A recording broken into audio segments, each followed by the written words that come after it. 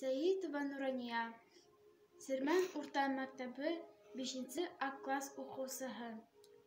Мостай Кәрим. Һаумы тиҙәр гөлдәр. Ауылымдың туғайҙары аша алыҫтарҙан ҡайтып киләмен. Шишмәләренә ятып һыуҙар эсәм һәм эйелеп өҙәм еләген. Гөлдәр мине һаумы, һаумы тиҙәр. Талғын елдәр иҫкән сағында баш эйәләр. Бер мин генә түгел, улар да ахыры мине һағынған.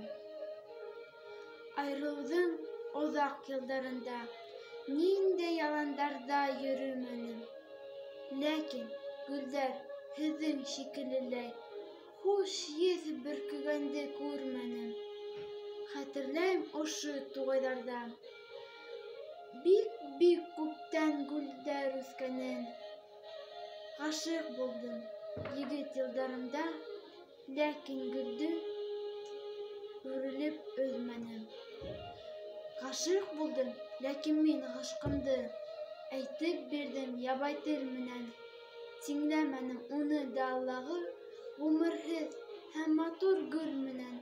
Улар һаман һаумы, һаумы тиҙәр. Алдарыма хуш еҫ сәсәләр. Бик һағындым һеҙҙе, бик һағындым. Үҙ еремдә үҫкән сәскәләр.